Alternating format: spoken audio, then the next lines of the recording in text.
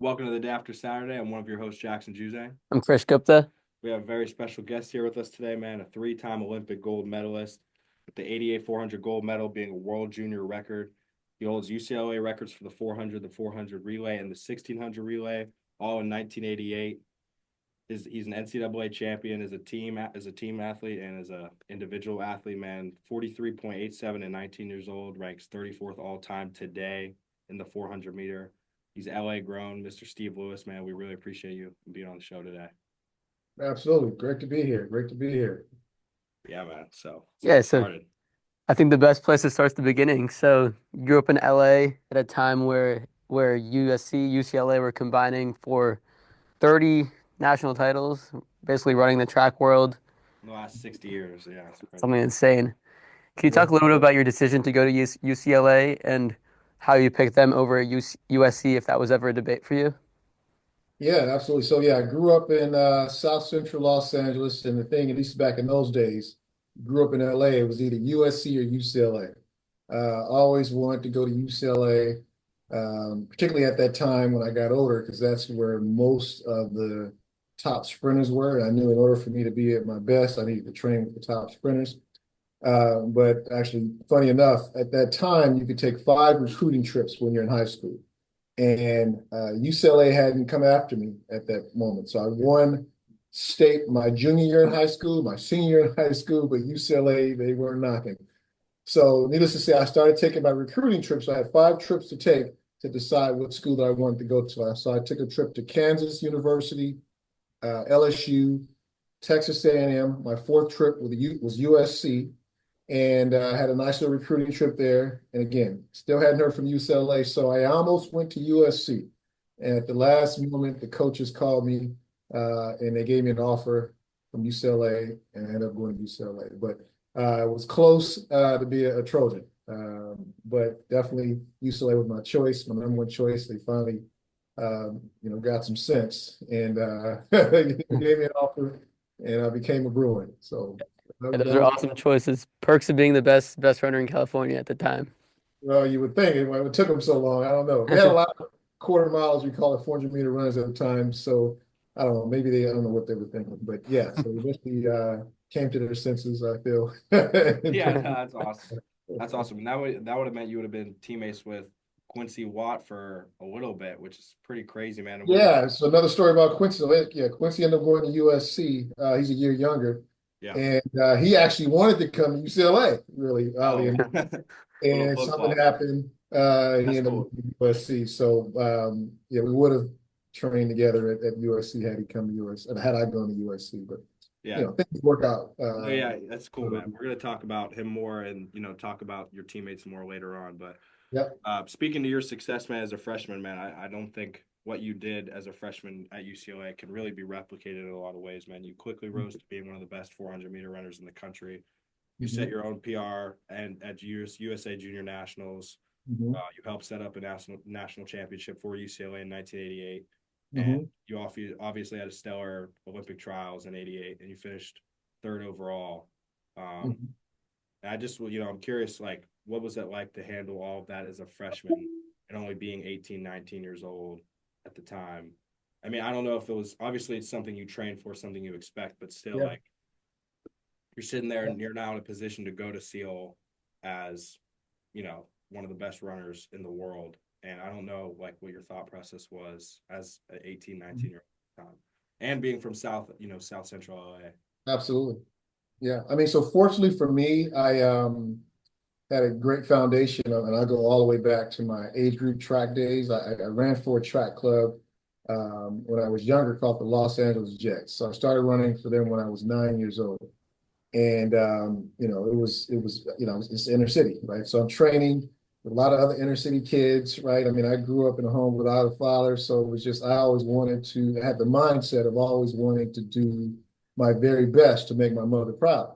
And training for the Los Angeles Jets, we trained at a local high school, Crenshaw High School. We trained on a dirt track. Most of you probably don't know about all that with the long spikes. That's crazy, yeah. Even after hard rains, we train on that track, dirt track, muddy tracks, and that builds up a lot of grit and determination. I can tell you that. So, I learned a lot from that period, that process in my life, just being young, and then that just carried over until I got it to UCLA. Now, at UCLA, I was considered the baby, right? I was young, had all these other athletes that had competed on a world-class level, Danny Everett, Henry Yeah. Thomas, Mike Marsh, Kevin Young, and I'm just this young kid coming in trying to find my way my freshman year, right? And I didn't know any better, I think. I think I just went out there and did what the coach told me to do my freshman year, train hard, and 18 at the time. And I had shin splint problems my freshman year in the early spring. And this was in the early spring of '88. But fortunately, I had such a good background training, and not just physical, it was just that mental, right? I mean, I'm training with these other guys, right? The training that we went through was rigorous. The type of training we went through obviously helped us physically, but it was just kind of a mental preparedness for what was to come. And shin splints went away that same year in '88 at the Pac-10 championships at the time, they called it. Right. I went out there and ran my first 400 meters after being off for a while. Mind you, I had all this good fall training, didn't really know what to expect. And I went out there and I actually tied the world junior record at that meet. And I went on that summer, tied it again at another meet, ended up making the Olympic team in '88. And then, of course, went on and go to the Olympics and I won, right? So it was, I think it was just that mindset of just kind of stay ready so you don't have to get ready, right? I have this mantra that I picked up, proper preparation prevents poor performance. That's the 5 Ps. And I was definitely prepared to handle all that stress and that pressure because of my background training with the top athletes. And I had a great coach in John Smith at UCLA as well. So, all the pieces of the puzzle came together at the right time. And I think that year I broke the world junior record, 5 or 6 times, right? So I still hold that record, by the way. It was 19 under, 43.7. I'm the youngest 400 meter Olympic champion still, and I still hold the world junior record, 19 under. So, that was definitely a highlight. That mantra paved the way for the whole year of 1988 for you, man. Absolutely, yeah. It's crazy. Yeah, absolute whirlwind. Obviously, we're not going to do this podcast and not talk about those Olympics. Yeah. So I wanted to ask a little bit about how you went into those finals. You got 3rd place in the trials behind 2 Americans, including Ohio State's Butch Reynolds, as well as your teammate Danny Everett. Yep. So what was your mentality going to that finals? What did you know about those other 2 racers? And were there any tweaks you made? And before you answer that, just watching that, man, I mean, you came out the gates flying in that one, and it was obviously that's the most narrow victory in a 400 meter dash final, which is another thing to note. It's just incredible. It's a beautiful race to watch, man. Yeah. Thank you. So Danny Everett was my teammate at UCLA. So we trained together, traveled together, roomed together. So I mean, it was really nice to have him in my corner, and basically we just complimented each other, right? I knew when I raced him what he was going to do. He knew me, right? But we basically ran well together. So just having him there with me was very helpful. Butch Reynolds was our rival, arch nemesis, what you want to call him, and he was the current record holder at the time. He broke that record on us in Zurich, Switzerland, earlier that summer. But I think even when I made the Olympic team, it was kind of unexpected, right? So I'm like, when the Olympics came, I was just happy to be there, right? I'm 19, and so I had nothing to lose, right? So I went out there. It's like one of those things when it came to the final, I said, I need to step to the line and put my best foot forward. There's nothing else that I'm going to do that's going to make me any faster at the Olympics, right?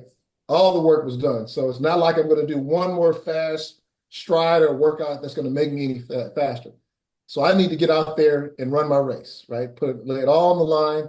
And they put me in lane 6, which really was the perfect lane for me because, I just was kind of on the outside.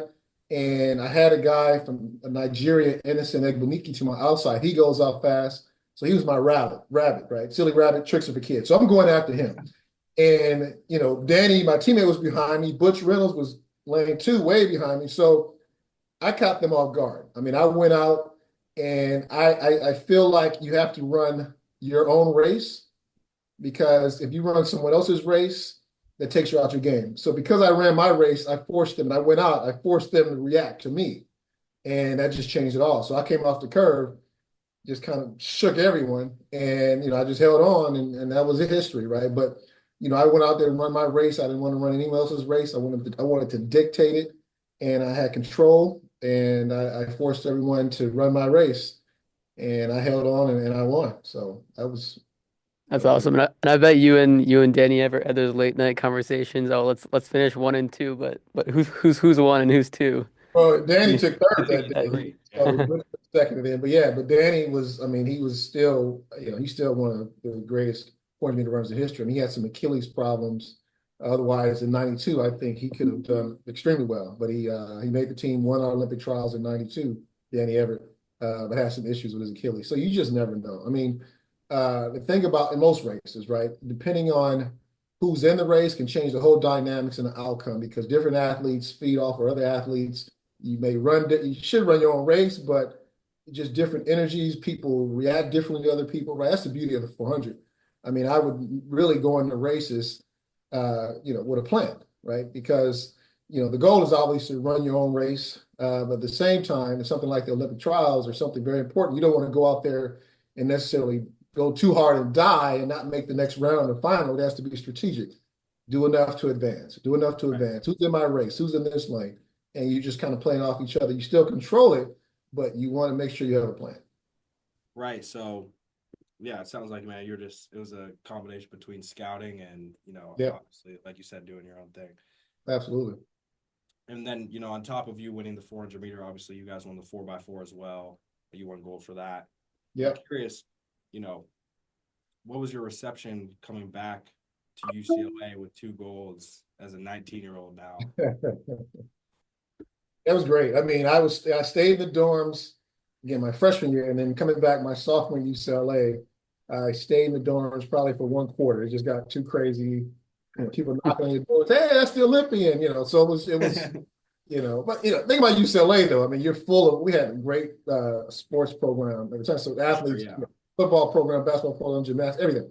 So we always had these phenomenal, incredible athletes and just the other students, right? I mean, they were, great in their own way. So it was cool. It was a good. I mean, I was coming back, but I still had to take classes. Yeah.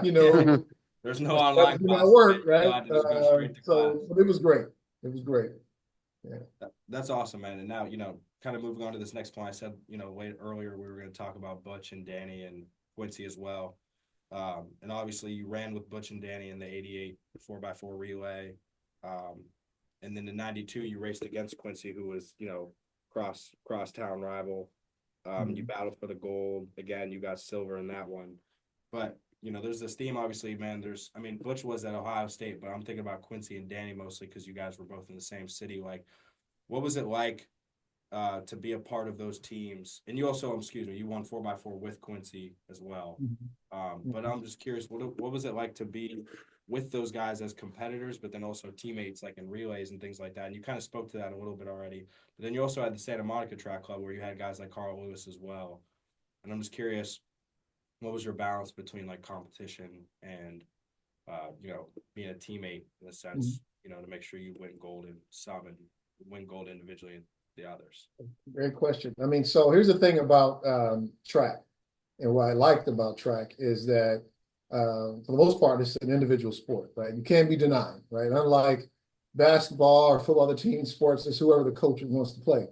Well, an individual sport, something like track and sprints, the best man or woman wins, right? If I line up and I win, I can't be denied. So I appreciated that fact. It was all on me. On the flip side, there is a team aspect to it because obviously you're traveling with these teammates. You mentioned Santa Monica Track Club. So when I was young, I did have my teammates. Santa Monica Track Club, Carl Lewis is one of the greatest track foot athletes of all time, but he was like a mentor to me. There's a lot of other team members, but traveling together, I mean, they basically provided this balance for me, right? Teammates, because it's a lot of pressure when you're out there competing, particularly individual sport. And then if you're surrounding yourself with like-minded individuals with the same goals, it just makes you a better person. You mentioned the relays, right? So relays, depending on the relay, depending on who the personnel is, it could be drama and conflict, particularly when you talk about the sprint relays, the 400 relays, which we've seen that with this last Olympics. But in the 92 Olympics, You didn't mention Mike. You didn't mention Michael Johnson. He And was Michael Johnson, yeah, also on is our also relay one of the team at the greatest time. track athletes ever. And, there was a lot of drama about that relay, or who should be put on the relay, who should be put there in 92 Olympics. And when Danny Everett went down because of his Achilles, it made it easier for the coaches to put Michael in this relay with us. And, I was cool with Michael, had, a lot of cockiness to him, so a lot of people didn't really gel with him. So that was some drama. But when it came to representing the country, we got it together, right? And there's something about a kind of with American relays, we have a lot of pride, right? And so, regardless of what's going on in the background, we have to get together and do what we have to do. Get So the in goal. '92, You just have to get the goal. we got ourselves together with all the drama, and we went out there and won the gold, and we broke the world record. I ran anchor that year. So we came together as a team and to get the job done. But there's always some little drama behind the scenes when it comes to relays. Like Yeah, you said, you got to put that drama aside like completely, yeah, just to get the gold. You're like, I mean, you're yeah, sitting there and you have the entire country like, all right, I don't care what happens. You just got to get yeah, the, yeah, yeah. yeah, yeah, absolutely. Awesome. Yeah, so moving on from that, you're obviously riding super high, 88, 92, and then 94, there comes this earthquake. And Yeah. can you talk a little bit? I know it's probably a tough topic to talk about, but just like, can you talk a little bit about like the story of like what happened with that? Because obviously with track, like unlike other sports, all you've got is your body, and like your body's your temple. There's no ball, there's no teammates other than the relay, but just a little bit about a little bit about that story. Yeah, I mean, so like life and even in sports, you have highs and lows, right? And just throughout my running career, I had my issues with injuries, and even in 1990, I was sick for a year. I got sick with some virus. I was down for a whole year. So in '88, I was at a high, Olympic champion. 1990, I was sick for an entire year, not knowing if I was going to be to compete again. And fortunately, I had enough strength and got back and made another team in '92 and got a medal. So that was a serious low for me during the '90, the illness. But after '92, kind of trying to get back at it. And, I was still in my peak, right? I was like 25 going into like '93, '94. And I was living in the valley of Southern California. And then there was this earthquake. It was a '94 Northridge earthquake. And about 4 in the morning, I'm in bed. The house starts shaking, and I get up and do what you're not supposed to do during an earthquake: run out the house. So I got up, started running out the bedroom. I slipped, landed on my tailbone, and at the time I didn't realize, but I collapsed my disc in my spine, L5S1. And after that earthquake, and I remember training, and I kept getting injured. Like something was just going on with my body. And eventually I went to go see a neurosurgeon, and he took an MRI. And at first he saw that I had a cyst on my spine, on my sacrum. And he said, we need to, go do surgery, get rid of that. Did that. Still was having problems. Took another MRI, realized that my vertebrae level L5S1 was collapsed. So I ended up needing a anterior spinal fusion. So they went through the front and put some screws in it. And basically, that one slip and fall ended my running career in my prime. So I had a lot of unfinished business, but I had success prior to that. But that just goes to show that life is going to can knock you And down. we really appreciate you sharing that story because I think it's just we think of these like Olympic athletes. Oh, he won 3 gold medals. Like he's Yeah, superhuman. There's always some humanity to it. So appreciate you sharing that. Yeah, absolutely. Yeah, appreciate just getting personal with us too. Just hearing the personal anecdotes like that and things that shape your life outside of being an athlete too is just something really powerful. Um, I'm also just curious, man, like what that injury did for your perspective on your life outside of sports, and maybe focusing on like the post injury, like what was that transition like really? From a start, I'd have it for at least it's like it's a big Mhm. there's always a big topic of mental health, and especially with student athletes and stuff like that too. But obviously, that wasn't the stigma at the time in '94. I'm just curious, what your process was like post Yeah. injury, and also like even now today, like what's your perspective on that happening and how that's helped shape your life? Yeah, great question. So, the hardest thing with athletes is you never really leave your sport on your terms. You either get old, or get injured, or something happens, right? And you never really prepare for the pivot, right? Because you feel like that sport or wherever it is you're doing, it just kind of defines who you are, your identity. And I'm not gonna lie, I'm an Olympic champion, gold medalist. This is who I am, right? And so when that's taken away from me, particularly abruptly, it's hard to adjust, right? So there are some definite mental effects you have to deal with, but eventually you have to think about, well, this doesn't define me. What did I do to get to this point? What characteristics did I have? What traits? What was I doing? It was just that the grit, the hard work, determination. That's really what got me there. So now I have to figure out a way to pivot and use these skills and these feelings to flourish in something else, right? But it's hard. I had my moments afterwards where I'm just trying to figure out, what do I do? I mean, even when I had the back surgery, I was still trying to train, but I wasn't the same. I mean, once you put some screws in your back, particularly in an individual sport, it's hard to just come back and compete at the level. So I just had to eventually just shake it off, pivot, and move on and do some other things. But yeah, that's hard because I think we all shoot to be the best that we can do it. Now, mind you, I was 19, the youngest on top of the world, a highlight, right? Most people spend most of their lives trying to get to that level of whatever field that they're in, and I did it young. So now I had to try to reinvent myself and figure out how do I may not be able to really replicate this exact feeling at that high. But I cherish it and I remember it, right? I mean, it definitely, my quiet time, my quiet moments, I think about and reflect on that time in my life, and that gives me some good feelings, right? So I just remember it, but I move on, right?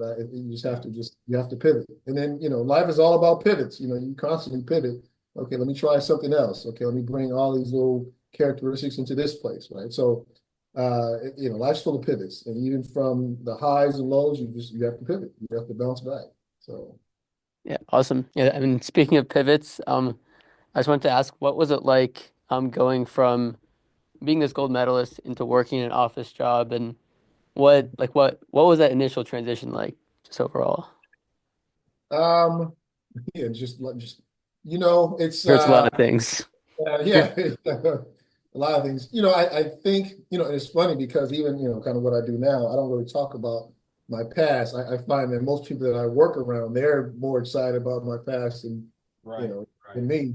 Right, man, I moved on. I don't, yeah, I don't dwell too much on it, right? Again, like I said, it's a memory. I mean, I can look at my medals and videos and, kind of reflect, but, I just kind of moved on from that. So, life after that, I just have a different focus, right? So it's just different. It's a different feeling. I'm older, right? I'm more mature.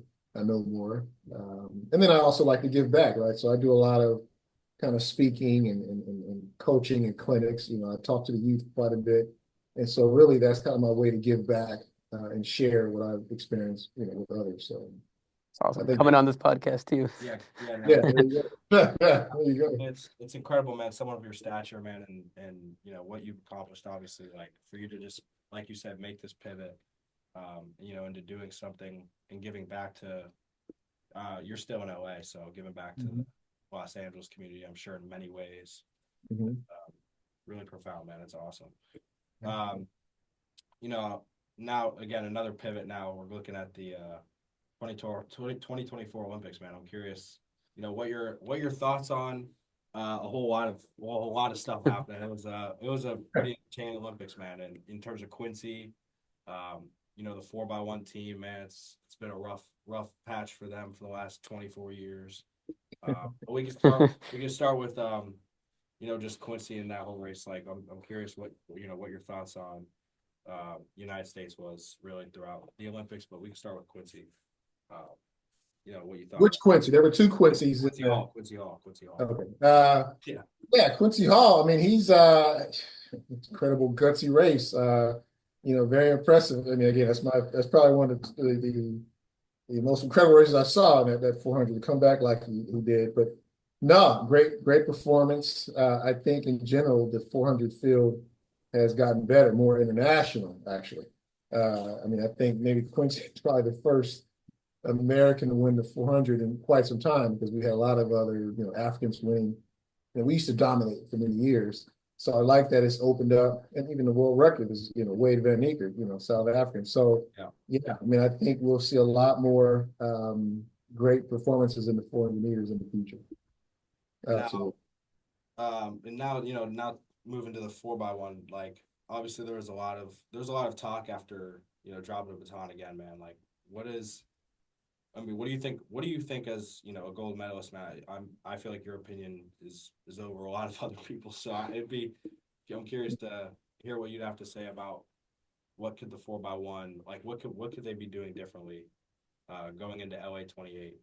And obviously, like it's one mistake, like every year. It's not like it's compacts. It's not like it's compacted mistakes and like things that just keep piling up.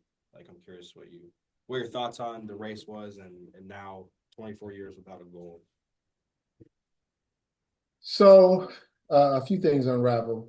It's all about chemistry, right? So we think about 24 years ago, why were we successful and consistently successful?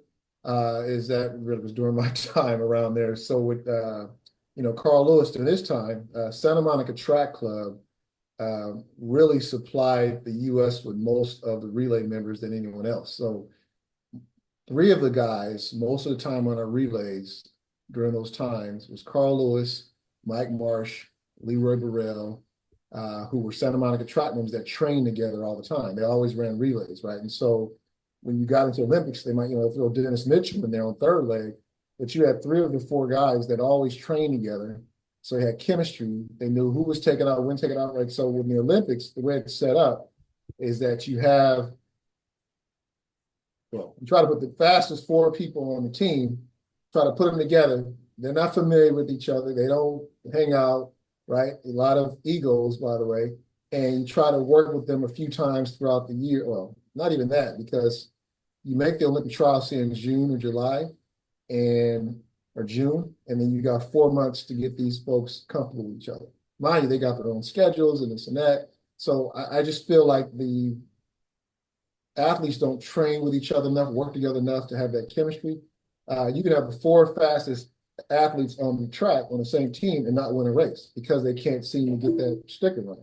So they have to be familiar with each other. They got to get past their ego, work with each other. Like I said before, there's a lot of drama when it comes to relays, right? Politics involved, and athletes want to run this leg or run that leg. I don't want to come to practice, right? And so, until we get past all of that, we're not going to be as successful as we could be. I feel like, if we probably need to choose, 4 athletes or 5 athletes that regardless of how they end up at the Olympic trials, let them train with each other all year. When the times you get to Olympic Games, they are comfortable, familiar with each other. They know how to get that baton around, and then we'll win. But to try to put 4 individuals together. Here's a good example. The women, they did well, right? Because 3 of those runners, the girls, they trained together. And then the 4th person. They just had the chemistry. They did relay practice together. I mean, they were just familiar with each other. So, it does need to change. But it's all about chemistry and just really and compromises. Yeah. And just going based off that thought process, man, it doesn't sound like Noah Lyles, even though he had COVID, wouldn't have made that much of a difference if he's not running with those guys and has the chemistry with 3 other guys instead of replacing one of those guys. You know what I mean? So, Yeah. So staying with Noah Lyles, I think I'd be remiss not to ask a U.S. track legend about his sort of super viral comments about the NBA, like world champions of what? I just wanted to get your thoughts, like weighing in on that. To each his own. I mean, obviously, I think his goal is to bring attention to himself and the sport, which He did. he did, right? I actually like Noah. He's a great runner. I like his energy, his personality. and it gets us talking about it, right? So, uh, yeah. Yeah, So, it's a that's just how it works, But Yeah, I yeah. mean, I think it's a personality, like whether you like or not what he said. Everyone's like everyone tuned in to Noah Lyles when he's racing now. Like in the Olympics, everyone was either cheering for him, hate watching him, whatever it was. I mean, yeah, I think he's brought a lot of attention back to USA track. Yeah. oh, yeah, I'm a Noah fan, yeah, for sure. I Yeah. was in LA in the car when the race started, and I was like, oh shit, like the 100's about to start. It was just it felt so like it felt bigger than any other race in my life for some reason, just because you had Lyles, you had bro from Italy who had won in 2020. Yeah, The guys from Jamaica were just not since Usain Bolt there had not been since th Usain, this yeah, level not of since Usain, yeah, excitement. I don't think yeah. But I just when Usain was running, I'm 5'9" years old. It's not the same. Jeez. But yeah, no, I mean, that's that pretty much wraps it up. I can't thank you enough for being here, man. This is one of the coolest things. You rest Yeah, I actually had one last question. I know you got your gold in Barcelona. I'm actually studying abroad in Barcelona next semester. I don't know if you've been back there since then, but got any tips for the city? Yeah, make sure you put your passport in, well, I've heard that one. don't lose your Yeah. passport. Stuck over there. Awesome. That's a wait. When I was young, my coach, Joe Douglas at the time, I was again, when I first started going to Europe, I was 19, just naive and what have you. And I had this big billfold and I had my passport in it, and I had it in my back pocket. And this is a young kid traveling the group. And of course, my agent, Joe Douglas at the time, he pickpockets me. I didn't realize it. So he teach me a lesson. Anyway, took my thing I had in my back pocket, right? And I'm freaking out, panicking. And he said, hey, this is a valuable lesson, make sure you got the valuables because that was a rookie move, basically. But yeah. That's the first thing everyone says. Well, also, one last question I just forgot to ask was, what is your favorite stadium outside of the United States? But then also, if you had to choose between Rose Bowl and Memorial Stadium, like which one did you like running on more? The Rose Bowl, they don't have a track. You mean in Pasadena? Which stadiums? Which stadiums are? LA Memorial Coliseum. They have a track, don't they? Oh, they said the Rose Bowl. Yeah, they don't have a track. So the Oh, okay. Coliseum, I did compete. In fact, I ran on that track before they took the track up, and there's no track there now. They have to put it back on for the next Olympics. But yeah, I mean, so just from the historic viewpoint, it was great. The Coliseum was great locally, but for track and field, there's nothing like competing in Europe because the stadiums are packed, the fans get it, they know the sport. The best stadium for me was in Germany, Switzerland, Zurich, Switzerland. That was the best stadium, the world class meet they call it, but it was in Zurich, Switzerland. Incredible meet. It was incredible. Yeah, Well, awesome, man. European is credible over in Europe. Yeah, try. I'm sure. Yeah, I'm sure, man. That's got to be one hell of an experience just to go to all those. Do you also plan on going to LA 28 for sure? Well, since I'm living here, I'm sure I'll attend Yeah, I a was lot about to say, more. hopefully you stop by. You know what I mean? Yeah, I'll be at some events. Yeah, for Yeah, sure. yeah. That's Yeah, awesome, man. All right. Well, yeah. dude, thank you so much for being on the show, Mr. Lewis. We really appreciate you. Absolutely. All right. Yeah. Peace, you guys. Thank you.